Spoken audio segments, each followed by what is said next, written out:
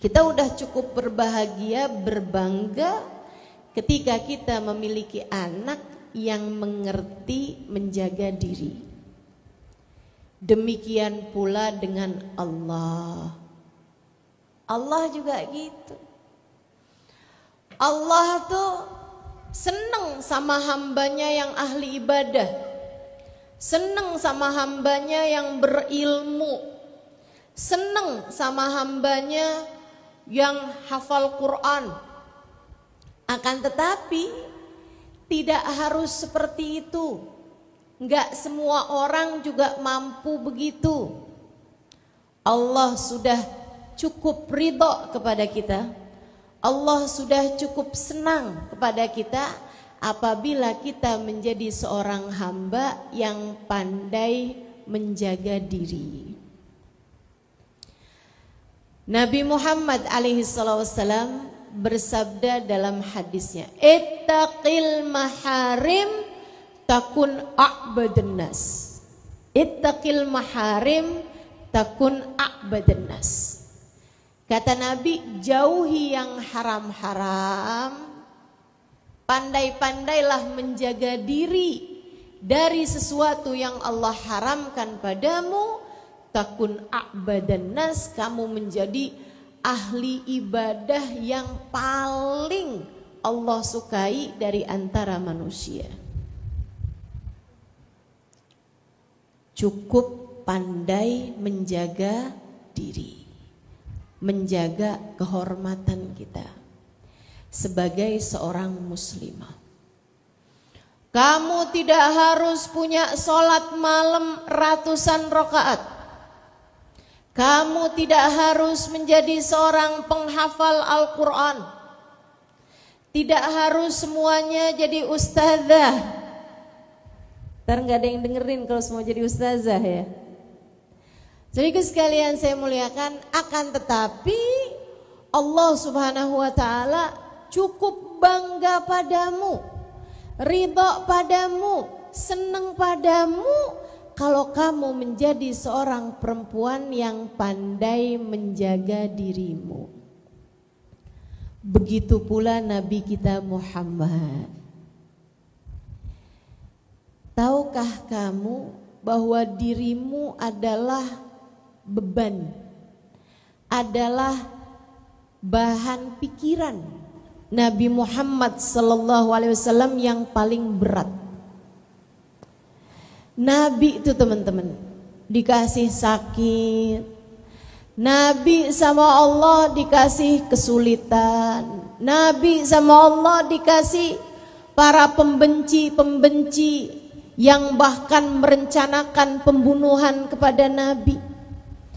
Akan tetapi tidak ada yang jadi beban dalam kehidupan Nabi urusan-urusan yang seperti itu. Nabi sakit-sakit aja, tapi nggak dipikirin sama Nabi.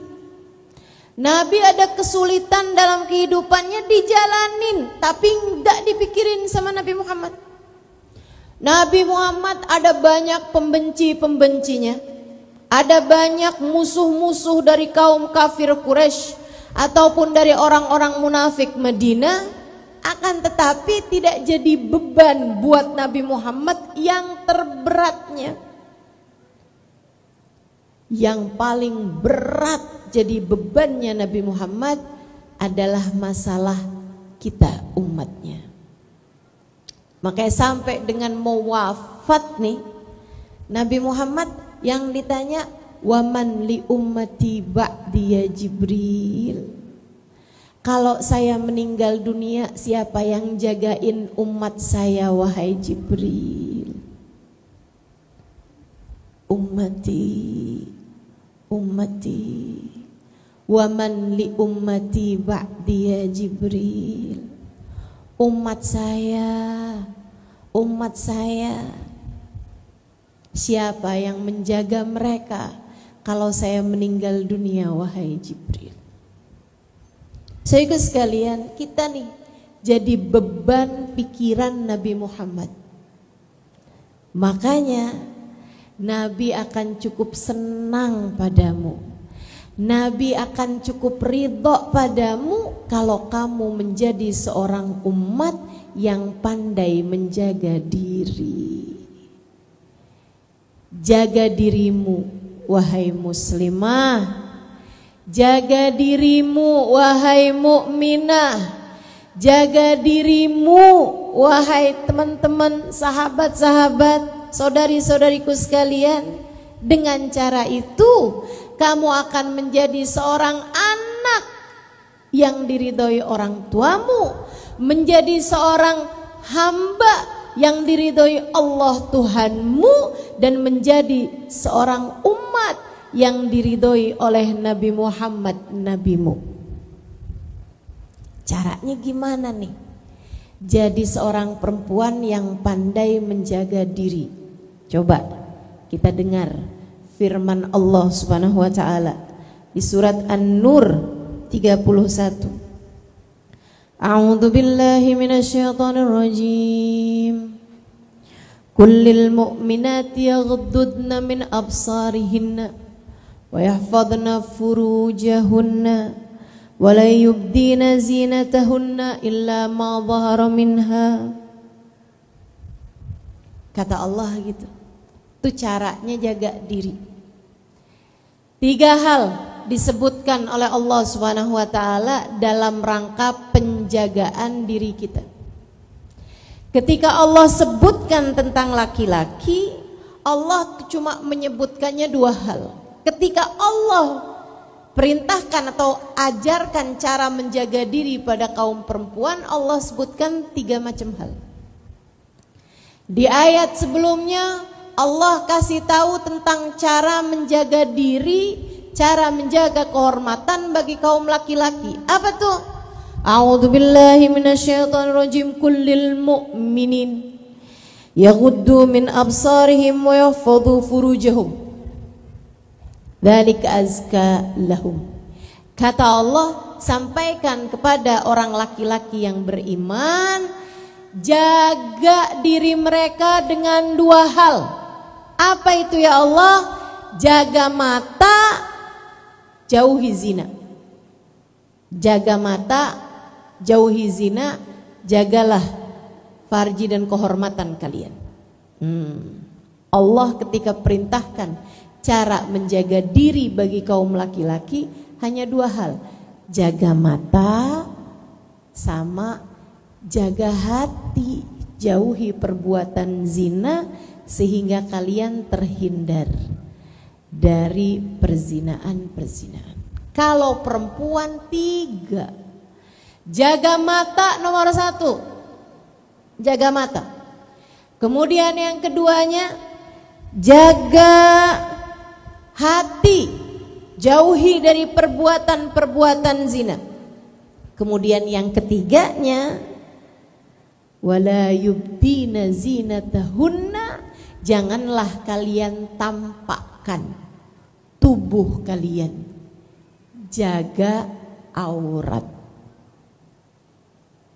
Kalau laki-laki 2 aja, auratnya soalnya gampang, ma baina surrah war rukbah, antara pusar sampai ke lutut. Akan tapi kalau perempuan ini teman-teman, Allah ciptakan tubuh kita tidak sama dengan laki-laki. Kita harus pandai-pandai menjaga aurat kita. Selain daripada kita pun juga mesti pandai-pandai jaga mata kita dan juga jaga hati kita. Insya Allah. Yang pertama, jaga mata. Adik-adik, kalau kamu lagi jalan-jalan kelihatan ada yang ganteng-ganteng, pandai-pandailah menundukkan pandangan. Emang gak boleh ya Ustazah? Sebab semuanya seringkali bermula dari mata. Berpula dari mata turun ke hati. An-nadhar sahmun masmum min sihamil iblisil marjum.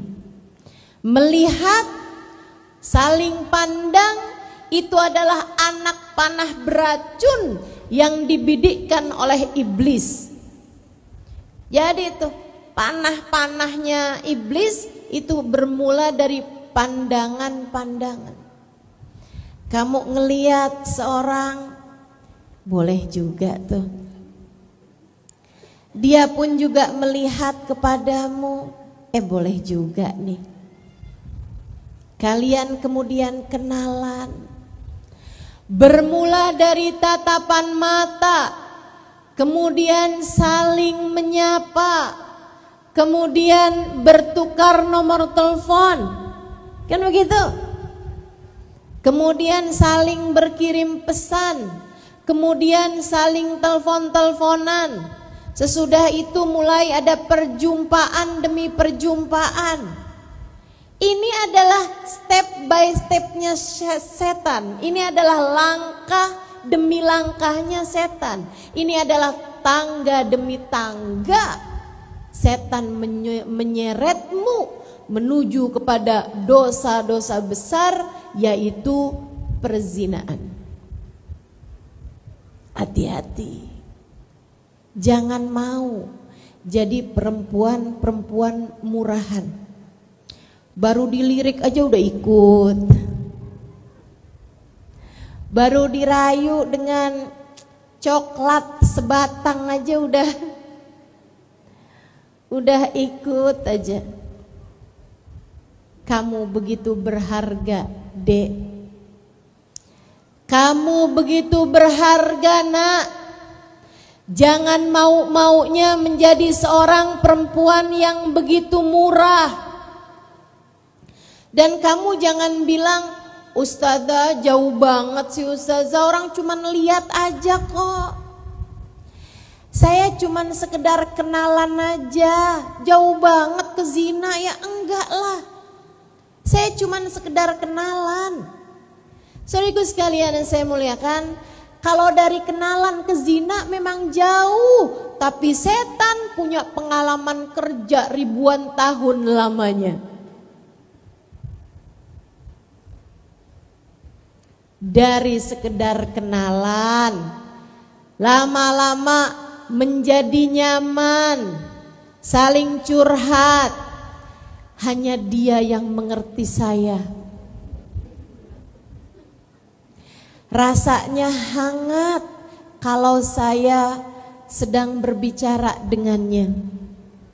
Rasanya seperti bumi berhenti berputar. Itu dia tuh cara-caranya setan. Zayyana syaitan lahum a'malahum. Kata Allah Subhanahu wa taala, setan menghias-hiasi keadaan-keadaan mereka. Sampai mulailah pertemuan demi pertemuan, pertemuan demi pertemuan. Yang biasanya pertemuan beramai-ramai, lama-kelamaan, wah gak enak nih kalau ramai-ramai, mendingan berduaan aja di bawah pohon. Saya gak ngerti kalau orang sini kalau ketemuan di mana nih? Di hutan? Di sungai? Di pantai? Masya Allah. Itu kalau udah berdua-duaan, setannya banyak banget. Saudaraku sekalian, setannya tuh banyak ada di sekelilingmu. Kamu pikir kamu hanya berduaan gitu? Kamu gak lihat aja tuh di sekelilingmu tuh ada setan. Samping kanan, kiri, atas, waduh, setan semuanya. Kalau kamu lihat aja kamu bakalan ngeri, teman-teman. Dari mulain ketemuan, cuman gandengan tangan gak apa-apa kali. Cuma senderan. Senderan kepala.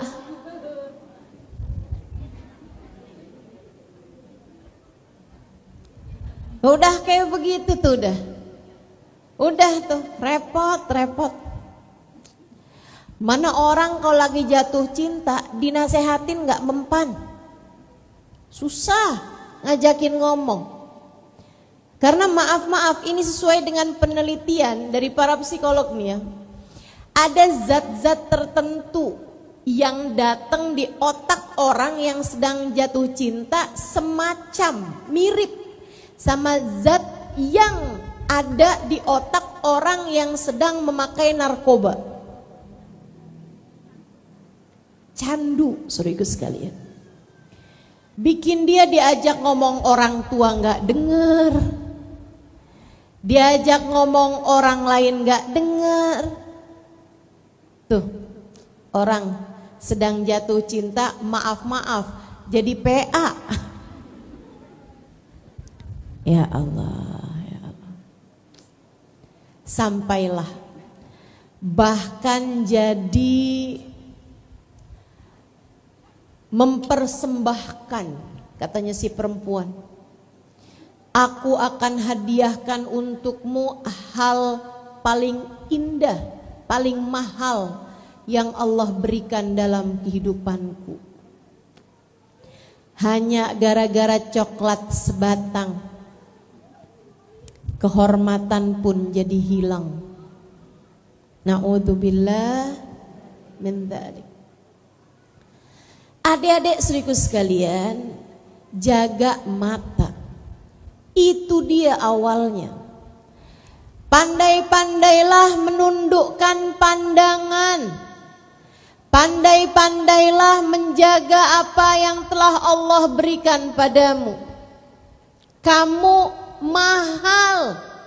Jangan sampai kamu gunakan matamu yang mahal tersebut untuk sesuatu hal yang sifatnya hina, untuk sesuatu hal yang akan jadi penyesalan bagimu.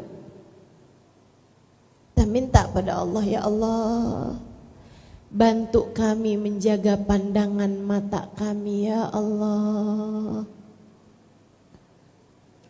Mata. Saya kalau ingat mata nih ya, ingat ucapan guru kami Sayyidil Habib Umar bin Hafid.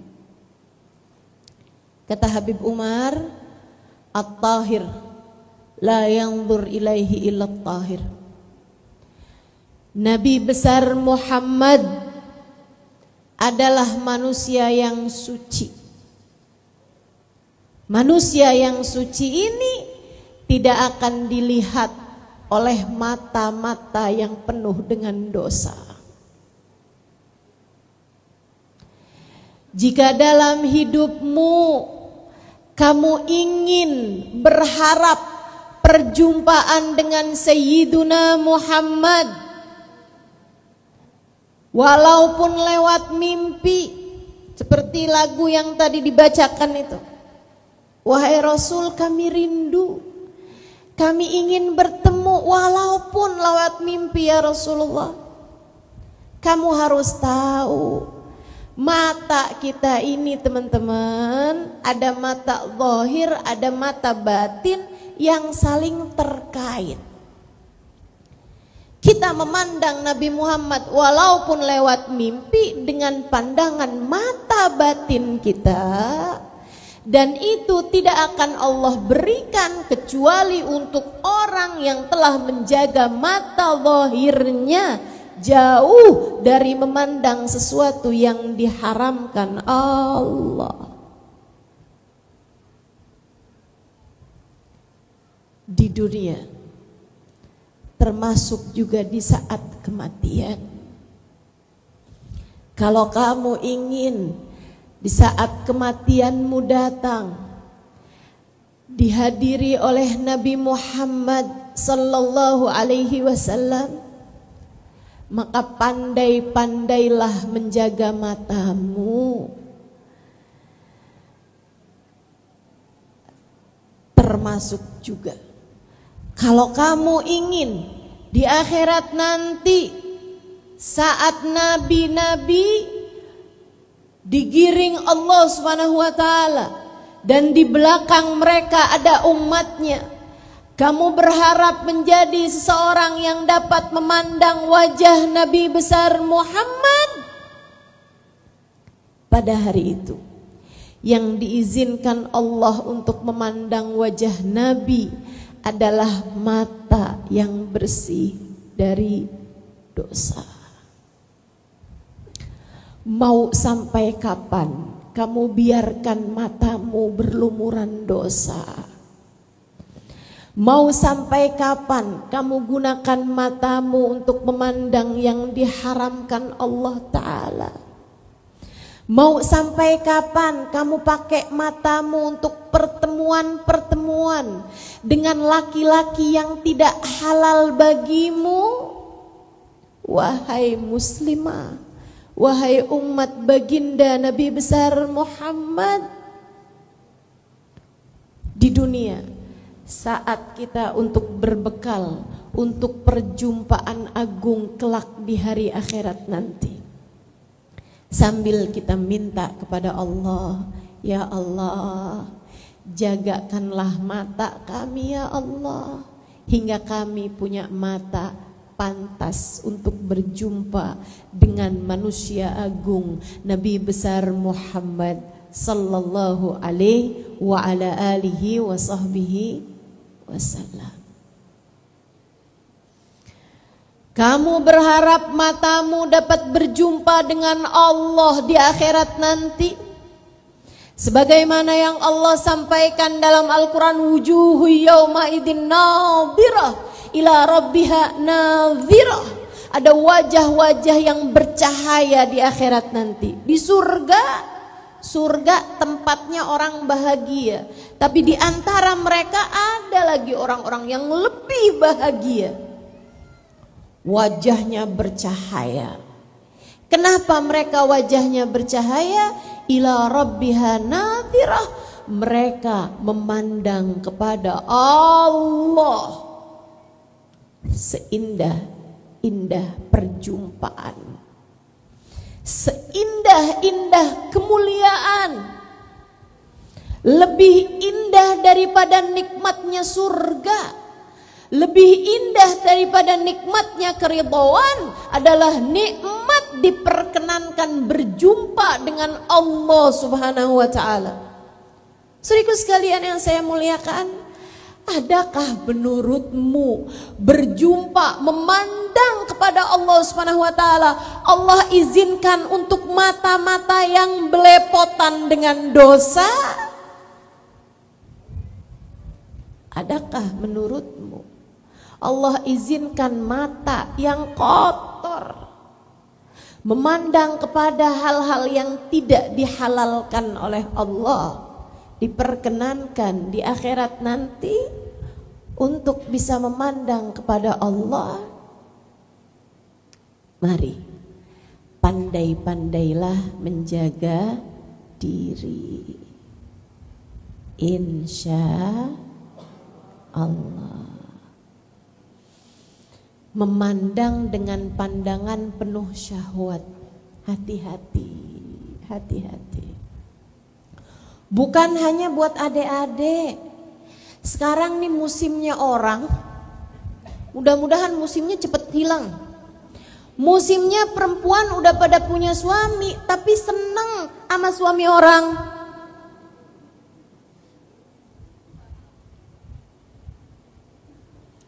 Saudaraku sekalian yang saya muliakan, hati-hati. Hati-hati sama pandangan matamu.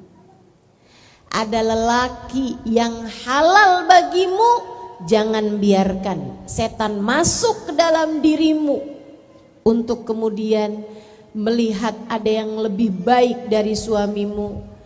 Dan laki-laki itu pun juga dimasukin sama setan, sehingga akhirnya sama-sama punya pasangan kadang-kadang, atau istri atau perempuan ini dia punya pasangan tapi mencari laki-laki lain, atau sebaliknya laki-laki yang juga suka sama perempuan lain selain daripada yang halal baginya.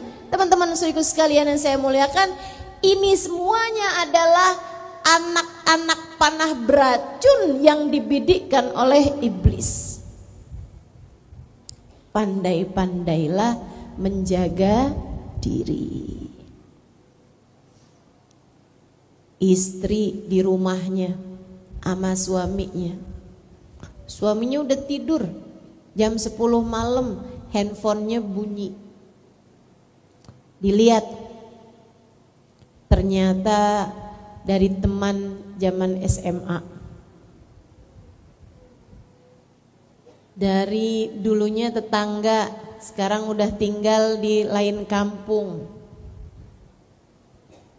Apa kabar? Kamu udah makan?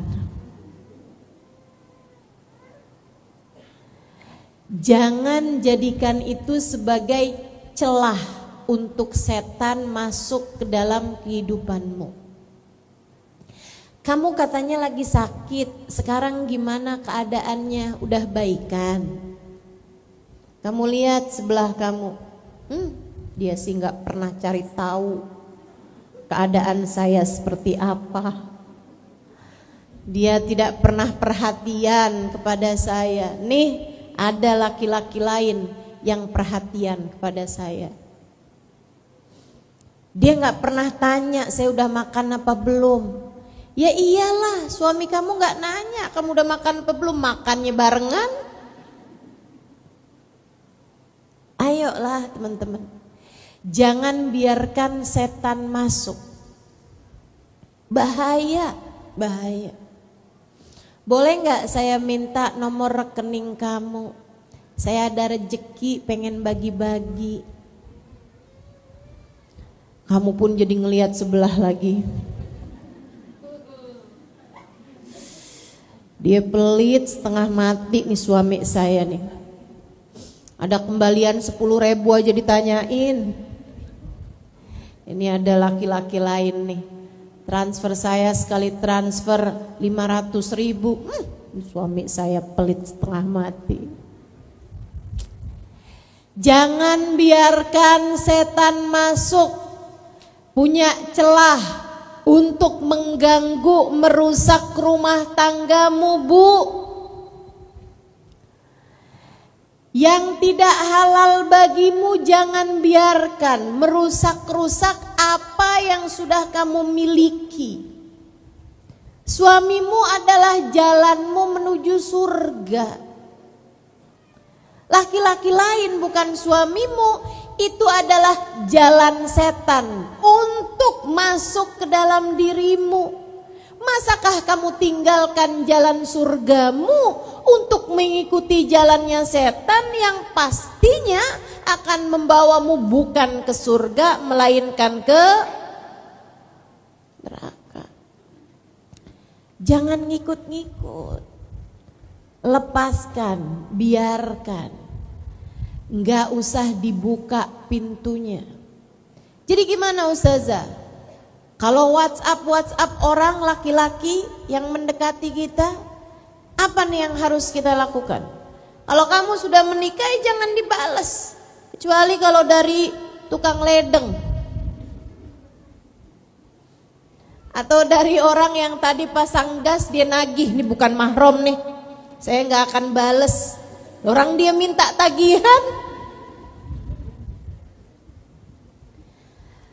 Sesuatu yang kamu tahu dapat menimbulkan fitnah, jauhilah itu.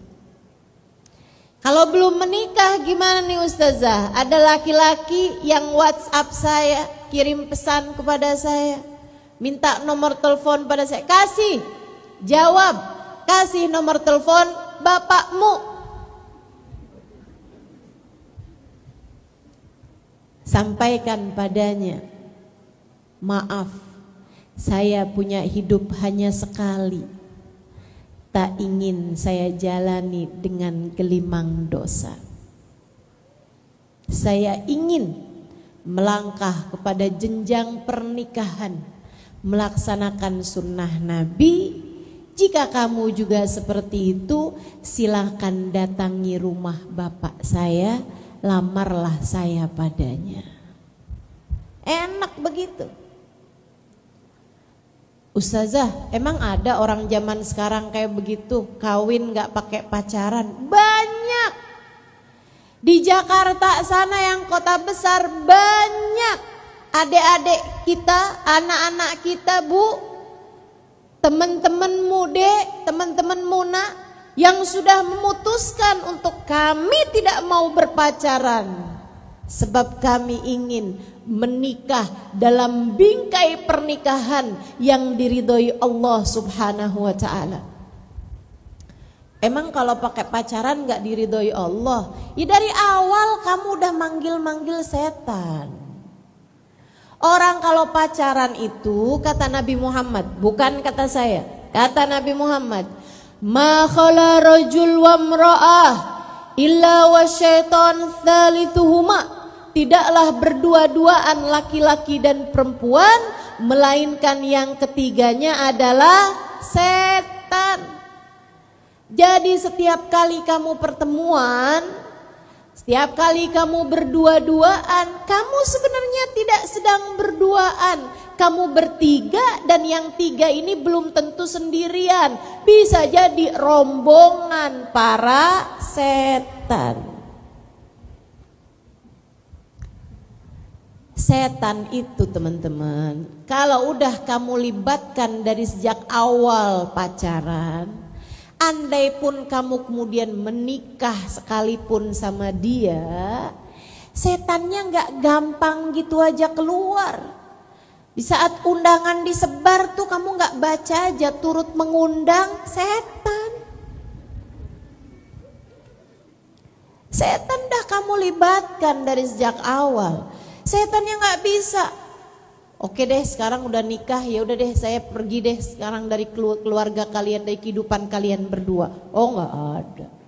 Kata setan, kalian berdua adalah kesayangan saya. Bersiap-siaplah. Sebab visi misinya setan antara sebelum nikah sama sesudah nikah beda. Kalau sebelum nikah belum halal, visinya setan, misinya setan adalah menjerumuskan kalian kepada perbuatan haram yang besar, yaitu zina. Itu visi misi setan. Sehingga yang jelek-jelek jadi kelihatan cakep. Orang kalau lagi pacaran tuh dengerin aja omongannya tuh, dengerin aja tuh omongannya. Bikin kita kepengen muntah. Gak ada yang lebih cakep daripada kamu. Dia gak pernah lihat orang lain apa gimana nih? Saya liatin langit, kok gelap? Ternyata semua bintangnya ada di mata kamu.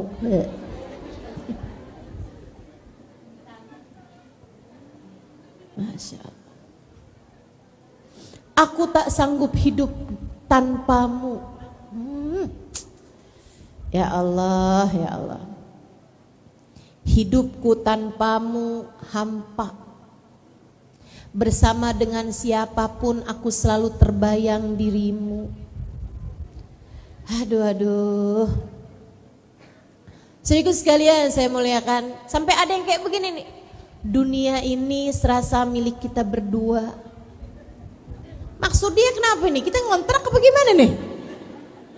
Masya Allah, Masya Allah.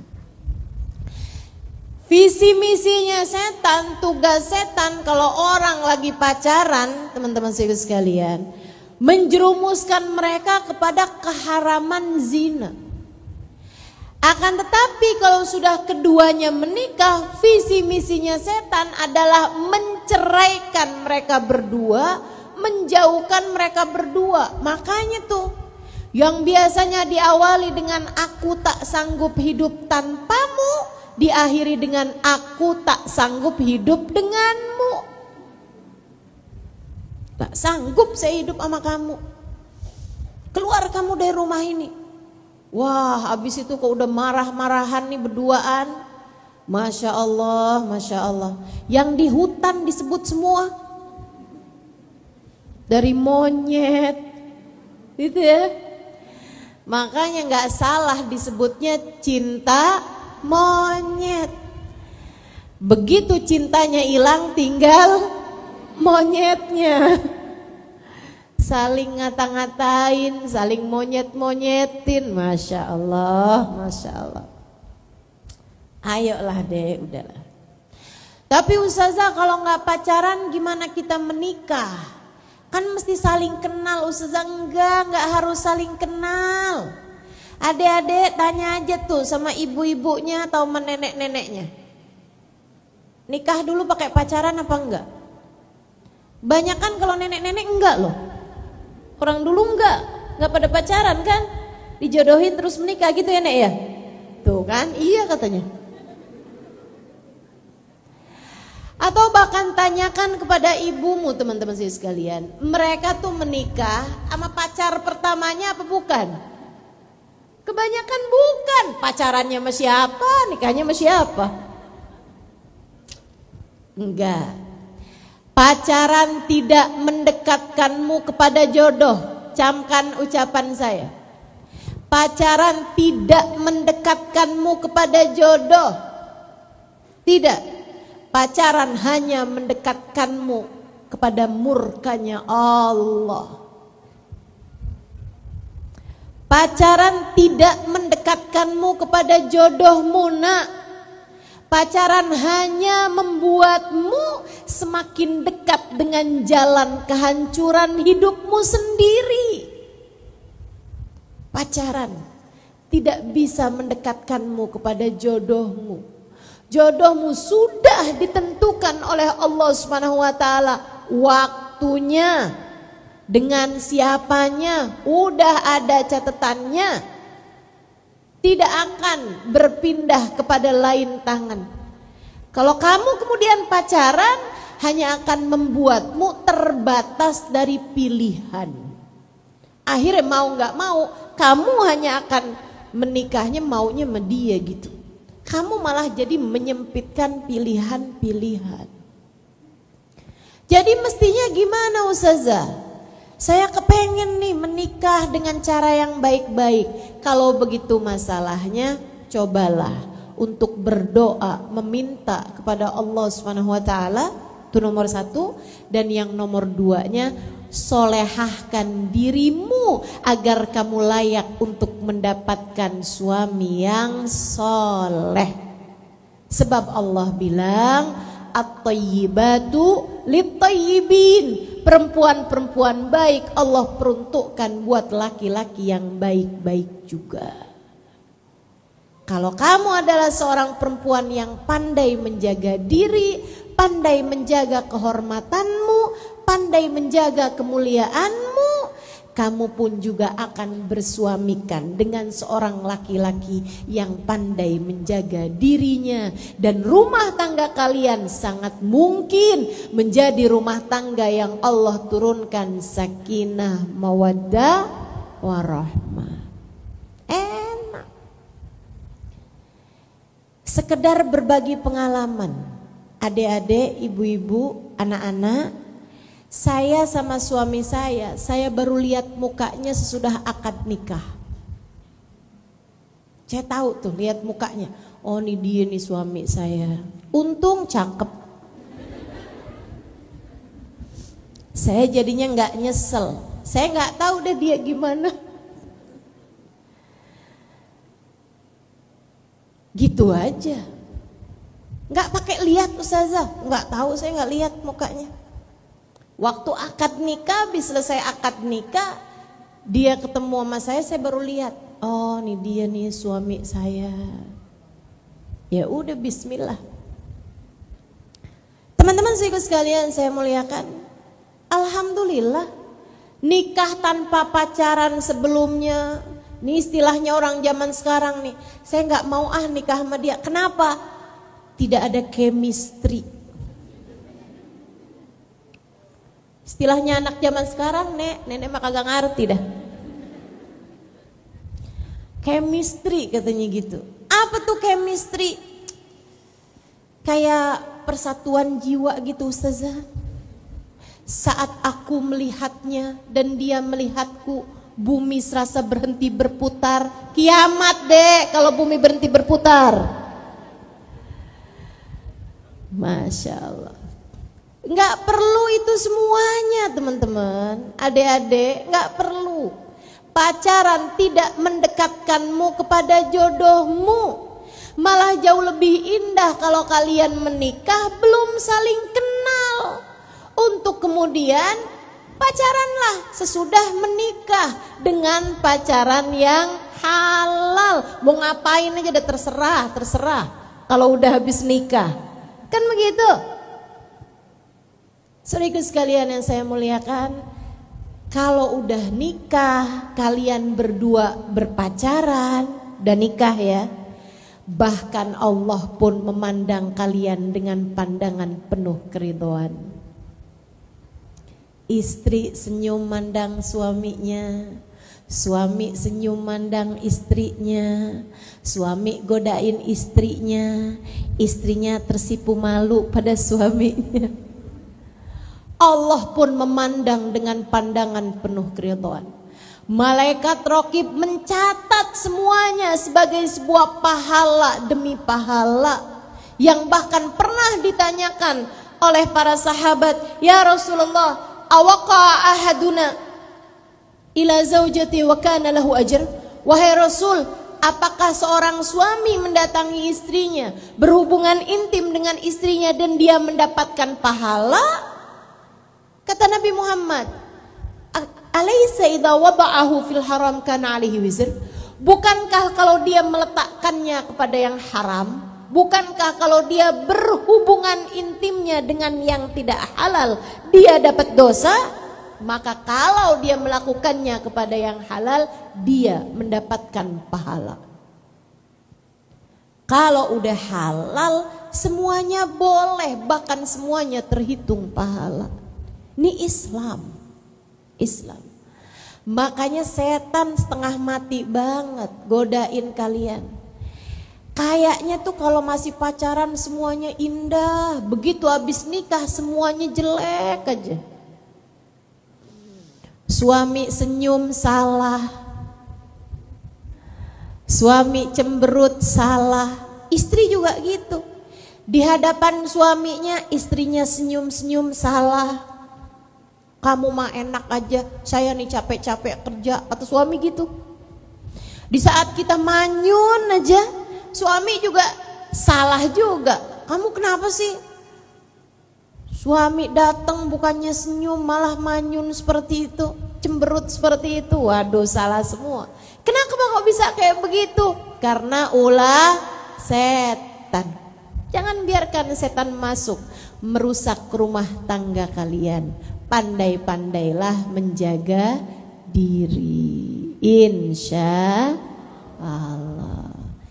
Jaga diri, jaga mata pertamanya. Jaga mata.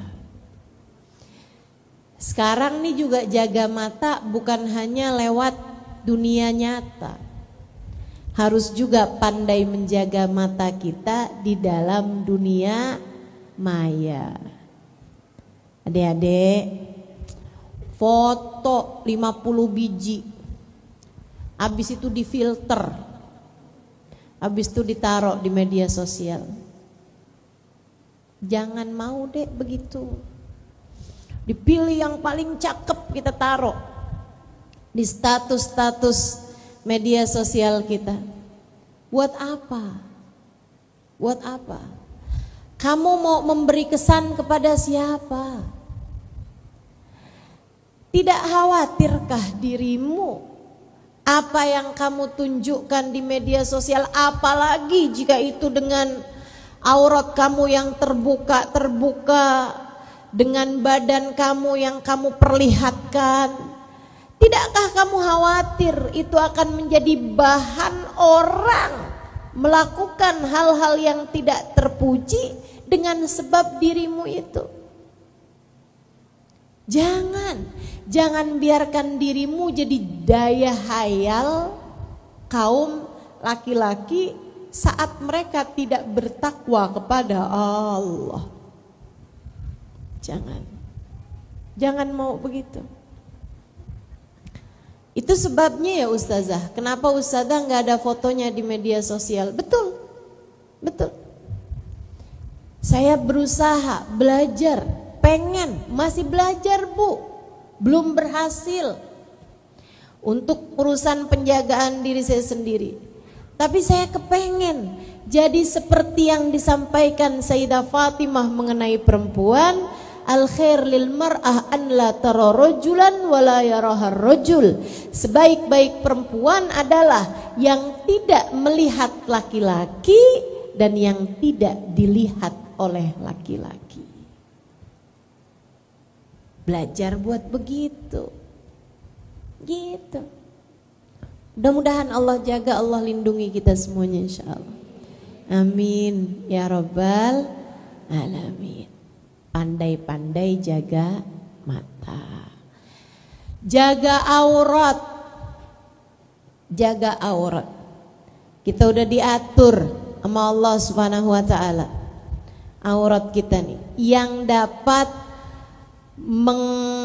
membuat fitnah kaum laki-laki, tuh kita tutupin deh diri-diri kita gitu.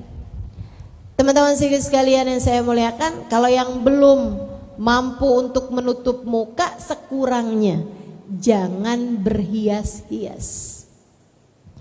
Jangan dandan segala bulu mata anti badai, alisnya disulam, hidungnya di apa tuh? Kalau hidung dia apa sih?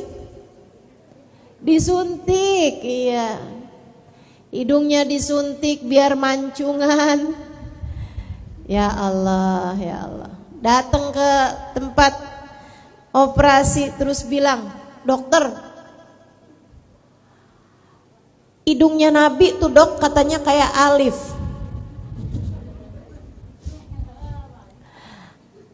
Hidungnya Nabi memang kayak Alif teman-teman, Alfiul Anfi gitu ya, kecil mancung. Itu hidungnya Nabi Muhammad alaihissalam, berdiri mancung tegak gitu.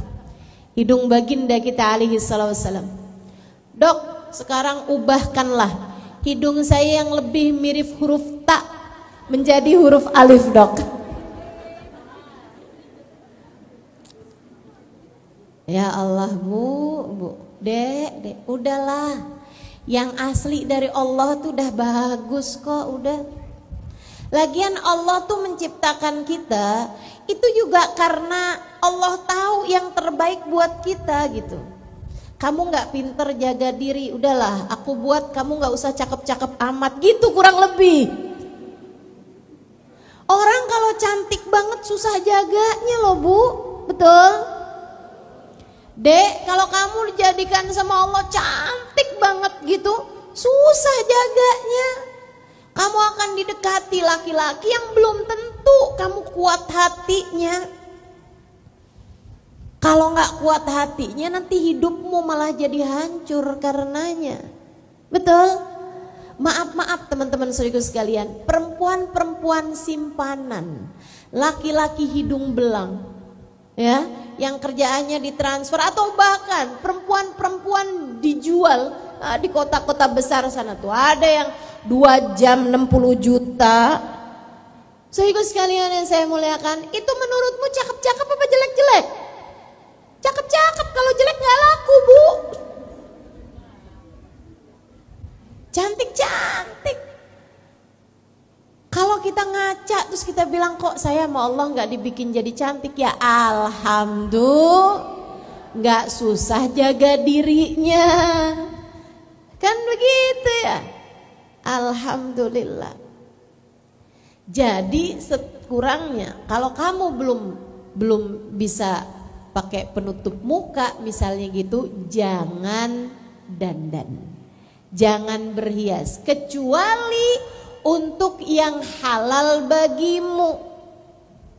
Yang halal tuh siapa? Sesama perempuan. Nah kalau ibu hadir majelis gini nih berdandan gitu gak jadi masalah karena kan perempuan semua, kan gitu ya. Akan tapi kalau di tempat-tempat umum, pergi ke pasar doang loh, alisnya tumpuk-tumpuk. Pergi ke pasar doang, lipstiknya berapa jenis warna tuh. Nggak usah begitu gitu. Terutamanya adalah pakaian kita, pakailah yang dapat menutupi lekuk tubuh. Gitu kan?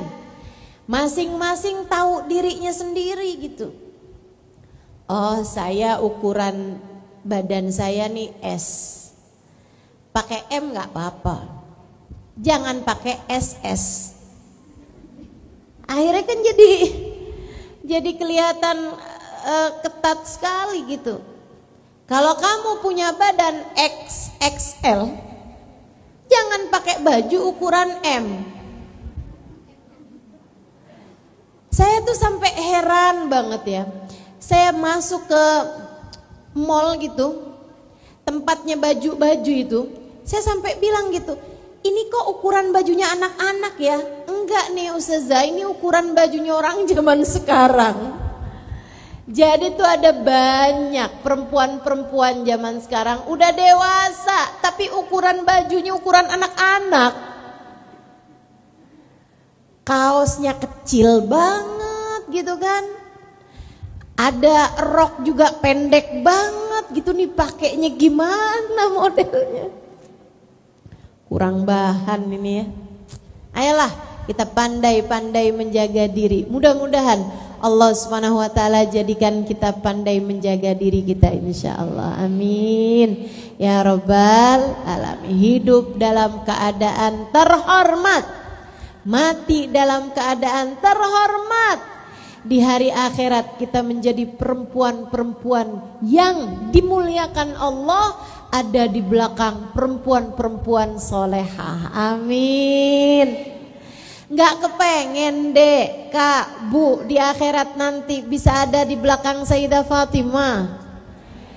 Nggak kepengen di akhirat nanti kita ada lihat wajahnya Sayyidah Khadijah.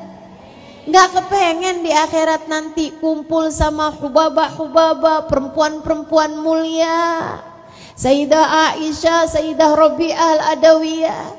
Kalau memang kamu punya cita-cita seperti itu, nggak ada cara lain untuk bisa nabung buat kebeli tiketnya kecuali dengan pandai-pandailah menjaga dirimu selama hidup di atas muka bumi ini. Tenang aja, cantiknya perempuan yang dandan sama yang nggak dandan nggak jauh beda kok, betul? Cantiknya perempuan yang pakai pakaian tertutup dengan perempuan pakai pakaian yang ketat-ketat, yang pas-ngepas, yang menonjol-nonjolkan lekuk badannya, itu cantiknya nggak jauh beda kok. Betul apa enggak? Saudaraku sekalian yang saya muliakan, maka pandai-pandailah menjaga diri hingga kamu cantik di dunia, cantik pula di akhirat nanti. Jangan sampai keinginanmu untuk tampil cantik di dunia membuatmu digiring di akhirat nanti sebagai perempuan yang hina.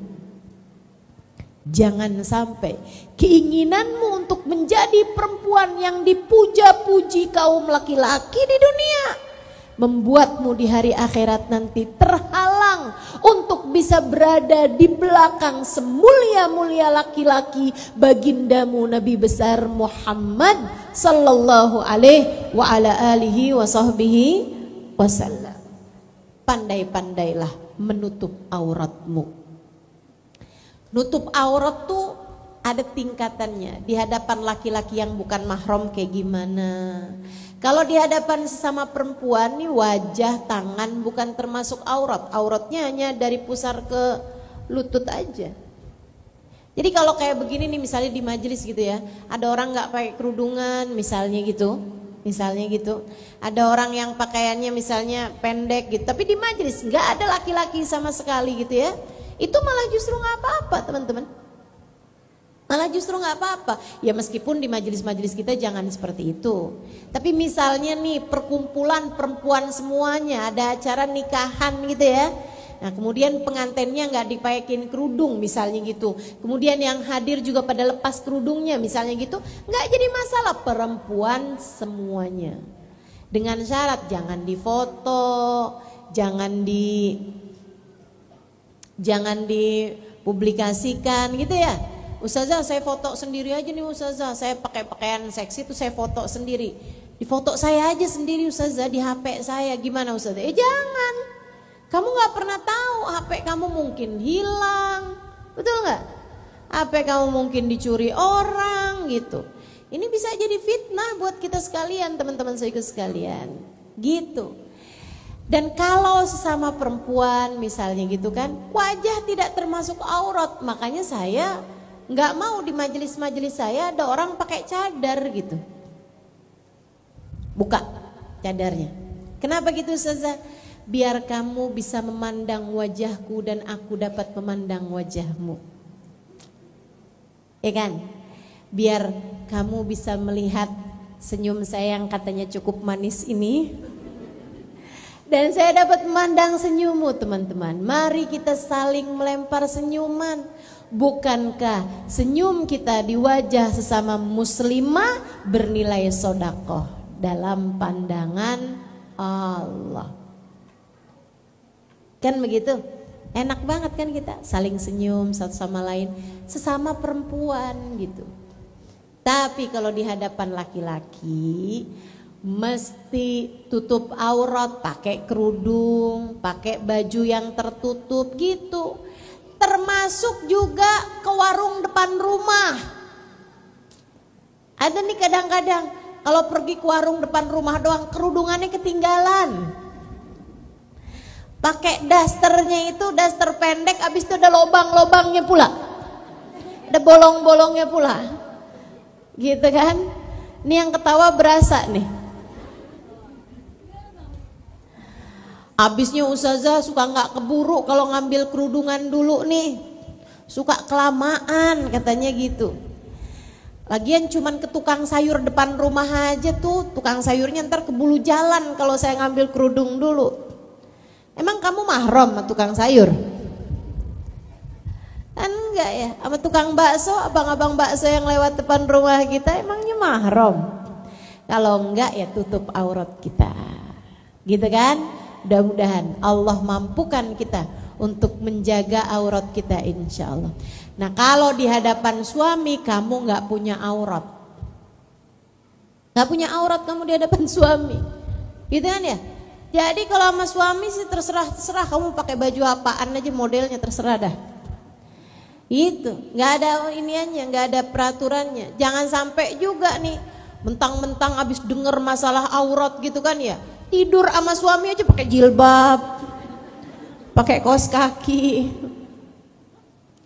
Suaminya nanya, kamu mau pergi ke pengajian? Biar ngimpinya bagus bang. Masya Allah. Saudaraku sekalian yang saya muliakan, jadi tuh jaga aurat kita. Pesan Allah Subhanahu wa taala kepada kita kaum muslimah. Kalau bukan melaksanakan perintah Allah, perintah siapa lagi yang akan kita laksanakan? Dan yang terakhir, saudaraku sekalian, pandai-pandailah menjaga hati. Jauhilah segala dosa-dosa. Jauhilah segala hal-hal yang membuat Allah murka.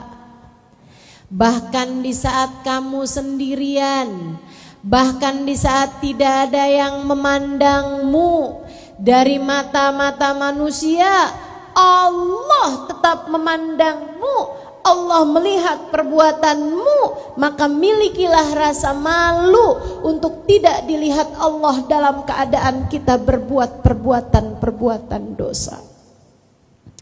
Kamu lagi sendirian di kamar, ngelihat apa di HP-mu itu? Kamu lagi sendirian di kamar, ngelihat apa di televisi yang kamu tonton itu? Kamu sedang sendirian di kamar, tapi kamu teleponan dengan siapa? Membicarakan apa?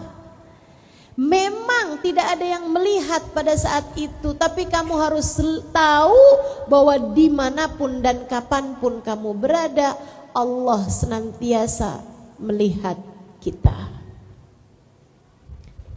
Pandai-pandailah menjaga hati. Kalau kita pikir-pikirin ya, saya kalau mikir-mikir ya Allah malu. Kenapa Allah selama ini seringkali kita jadikan sebagai pemegang rahasia dosa-dosa kita? Ada banyak dosa, enggak ada siapapun lihat, tapi Allah lihat.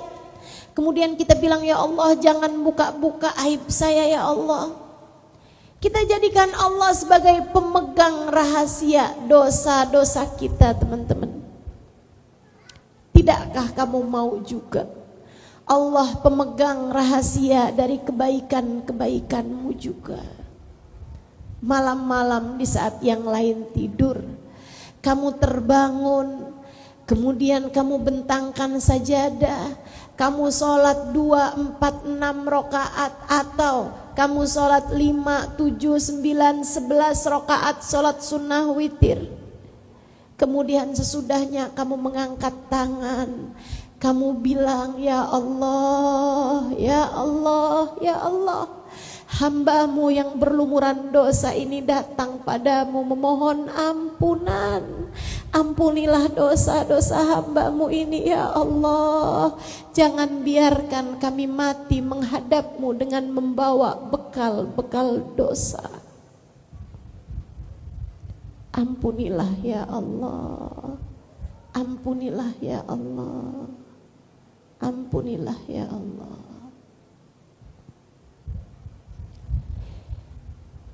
Jadikanlah Allah selain dari pemegang rahasiamu, juga memegang kebaikan-kebaikanmu di saat tak ada yang melihatnya kecuali Allah Ta'ala.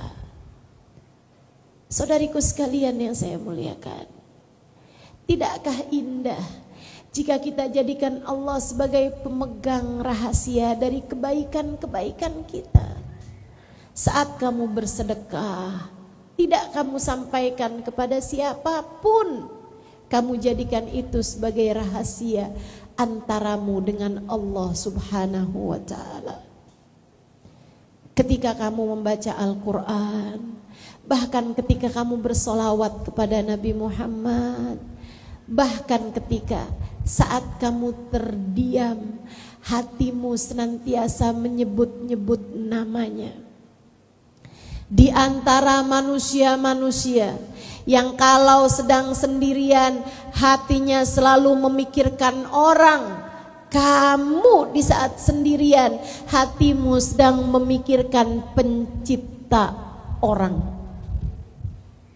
Kamu sedang bersama dengan Allah Subhanahu wa Ta'ala. Hatimu terus-terusan mengingat Allah. Hatimu terus-terusan merindu Rasulullah. Menjadi seseorang yang pandai menjaga bukan hanya pandangan mata dan bukan hanya anggota tubuh, akan tetapi kamu jaga hatimu jauh dari apapun yang diharamkan oleh Allah Subhanahu wa Ta'ala. Saudaraku sekalian, bagaimana jika selama ini kamu letakkan Allah dalam hatimu? Kamu ingat-ingat Dia, atau kamu taruh dalam hatimu Nabi besar Muhammad, bersolawat padanya, mengingat-ingat Dia, terbayang-bayang wajahnya, terbayang-bayang syafaatnya, terbayang-bayang doanya. Ustazah gimana bisa bayangin, saya kan gak pernah ketemu. Sama, saya juga gak pernah ketemu. Teman-teman sekalian, akan tetapi kita dengar kajian-kajian dari para ulama-ulama kita menceritakan tentang bagaimana indah wajahnya Nabi besar Muhammad sallallahu alaihi wa ala alihi wa sahbihi wasallam. Alfiyul anfi, mimiul fami, nuniul hajib. Hidungnya seperti huruf alif, tegak, mancung. Alisnya seperti huruf nun yang terbalik. Bibirnya seperti huruf mim, penuh, merah. Saudaraku sekalian, Wajahnya lebih ke arah bulat, kulitnya putih. Apabila sedang marah ada semburat merah di pipi beliau. Demikian pula ketika beliau sedang merasa malu ada semburat di pipi beliau yang indah. Kita bayang-bayangkan seperti yang sudah disampaikan oleh para ulama-ulama kita. Tapi kan kita nggak tahu benar apa enggak bayangan kita, nggak apa-apa. Sebab kalau kamu selalu membayang-bayangkannya di dunia, Allah akan pertemukan kamu kelak di akhirat nanti. Pada saat itu kamu baru akan tahu apakah ia sesuai dengan bayanganmu selama ini, ataukah ternyata ia lebih indah dari apa yang kita bayang-bayangkan selama ini. Teman-teman saudariku sekalian saya muliakan, adik-adik, kamu bisa jadikan ini sebagai rahasia antara kamu dengan Nabi Muhammad. Kamu bisa bilang, ya Rasulullah, di saat teman-teman saya pada punya pacar, saya memilih untuk tetap di jalanmu wahai Rasul. Saya memilih untuk menghadirkanmu dalam hatiku wahai Rasulullah.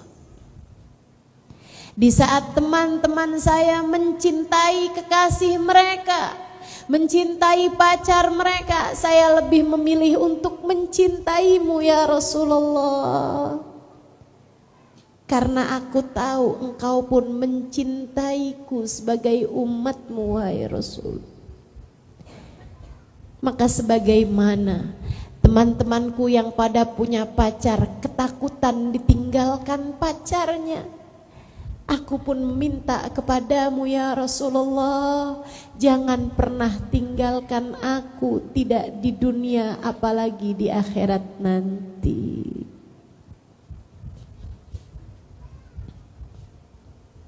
Wahai Rasulullah, syafaatilah aku. Gitu, enak deh. Di saat yang lain pada sibuk pacaran, kamu sibuk sholawatan.